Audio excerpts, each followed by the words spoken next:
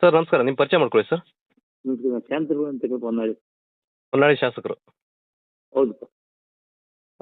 Sir ನಿಮ್ಮ ಭಾಗದಲ್ಲಿ ಹೋರಿ ಹಬ್ಬ ಮತ್ತು ದೀಪಾವಳಿ ವಿಶೇಷತೆಗಳು ನಡೀತಾವೆ ಸರ್? ಮುಂಚಿನ ನಡೀತದಪ್ಪ ನಮ್ಮ ಭಾಗದಲ್ಲಿ ಕೆಲವು ಭಾಗದಲ್ಲಿ, ಹಾಂ. ಕೆಲವು ಹಳ್ಳಿಗಳಲ್ಲಿ ಮಾತ್ರ. ಕೆಲವು ಹಳ್ಳಿಗಳಲ್ಲಿ ಹೋರಿ ಹಬ್ಬ ಆಚರಣೆ ಮಾಡ್ತಾರೆ. ಹೌದೌದು.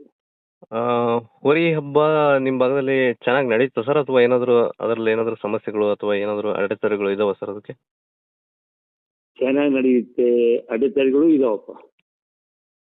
ಯಾವ ಥರ ಅಡೆತಡೆಗಳು ಅಂತಂದ್ರೆ ಯಾವ ಥರ ಇದಾವೆ ಸರ್? ಅಡೆತಡೆಗಳು ಏನು ಪ್ರೊಟೆಕ್ಷನ್ ಇರಲ್ಲ, ಹಾಂ ಓರಿಗಳು ನುಗ್ಗಿರ್ತವೆ. ಹಾಂ ಅನೇಕ ಭಾಗದಲ್ಲಿ ಪ್ರಾಣಾಪಾಯ ಆಗಿರೋದು ನೋಡಿದ್ವಿ ನಾವು.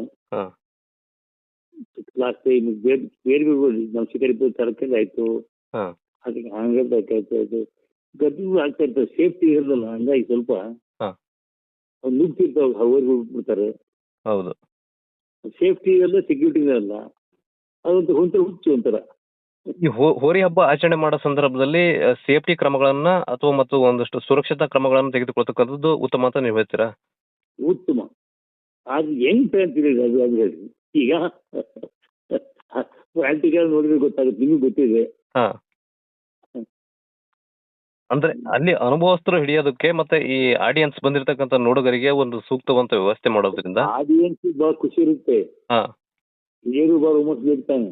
ಹ್ಮ್ ಅತ್ಯಾಚಾರ ಆಗ್ತಾವಲ್ಲ, ಅವಾಗ ಯಾರು ಹೊಣೆಗಾರಾಗಲ್ಲ.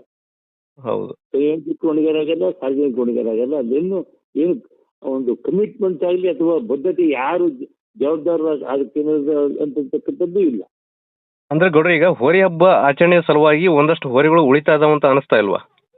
ಅಲ್ಲ, ಅದ್ರ ಬಗ್ಗೆ ಎರಡು ಮಾತಲ್ಲ. ಓದಿಗಳು ರಕ್ಷಣೆ ಭಾಳ ಅವ್ನು ಎಷ್ಟು ಚೆನ್ನಾಗಿ ಸಾಕ್ತಾರೆ ಅಂದ್ರೆ, ಏನು ಹಬ್ಬಗಳು ಹೆಂಗೆ ಕುರಿ ಸಾಕಿ ಮೇಯಿಸ್ತಾರಲ್ಲ, ಅದಕ್ಕಿಂತ ಚೆನ್ನಾಗಿ ಇವ್ನು ಸಾಕ್ತಾರೆ.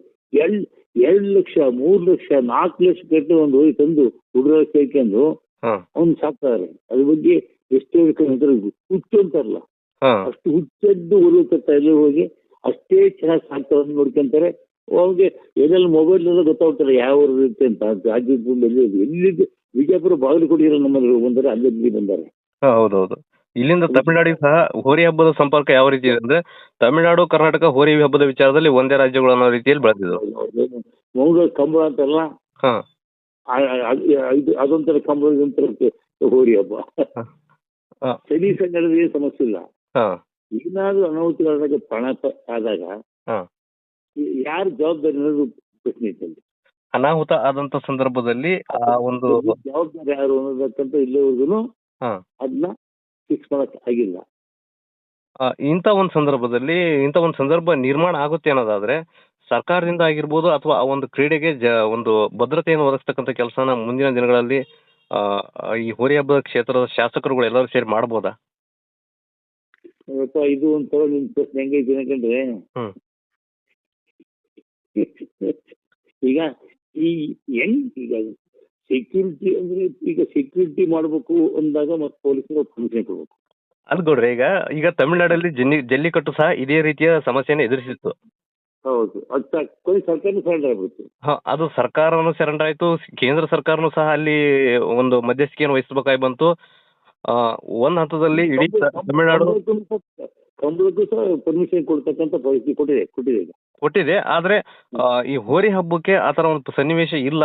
ಬಟ್ ಪ್ರೆಸೆಂಟ್ ಆಗಿ ಲೋಕಲ್ ಆಗಿ ನಡೀತಾ ಇದಾವೆ. ಎಸ್ಪೆಷಲಿ ನಮ್ದು ಆ ಕಡೆ ಹಾನಗಲ್ಲು, ಶಿಕಾರಿಪುರ ತಾಲೂಕು, ನಮ್ ತಾಲೂಕು ಹೊಡಿಗಳಲ್ಲಿ ಬಹಳ ಹುಚ್ಚಿದೆ ಈಗಲೂ. ನೋಡ್ಬಿಟ್ರೆ ವಿಚಿತ್ರ ಅನ್ಸುತ್ತೆ. ಅದೃಷ್ಟ ಅಂತ ಅದು ಅದೃಷ್ಟ ಪರೀಕ್ಷೆ ಆಗ್ಬಿಡ್ತದೆ.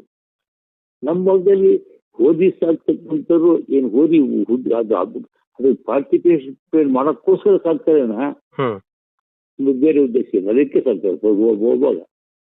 ಇಷ್ಟೊಂದು ಜನ ಮುಖ್ಯಮಂತ್ರಿಗಳನ್ನ ಕೊಟ್ಟಿರ್ತಕ್ಕಂಥ ಹೋರಿ ಹಬ್ಬದ ಕ್ಷೇತ್ರಗಳು ಹೋರಿ ಹಬ್ಬದ ಕುರಿತಾಗಿ ಒಂದಷ್ಟು ಬಿಗಿ ಭದ್ರತೆಗಳನ್ನ ಮತ್ತು ಅದಕ್ಕೆ ಒಂದು ಸ್ಥಾನಮಾನಗಳನ್ನ ಕಲ್ಪಿಸಿಕೊಡುವುದಿಲ್ಲ, ವಿಫಲರಾದ್ರು ಅಂತೀರಾ? ವಿಫಲರಾಗಿದೆ ಅಂತ ಹೇಳ್ಬೋದು. ಇದೊಂಥರ ಭಾವನಾತ್ಮಕವಾದಕ್ಕಂತ ಕ್ರೀಡೆ ಆದ್ರಿಂದ ಒಂದ್ ಕಡೆಯಿಂದ ನಾವು ಪ್ರಾಣಿ ವಧೆ ಮಾಡಬಾರ್ದು ಅಂತೇಳಿ. ಈಗ ನಿಮ್ಗೆ ನಮ್ಮಲ್ಲಿ ಈಗ 5 ವರ್ಷದ ಮೇನಕಾ ಗಾಂಧಿ ಅವರು ಕೇಂದ್ರದಲ್ಲಿ ಮಂತ್ರಿ ಆಗಿದ್ರು.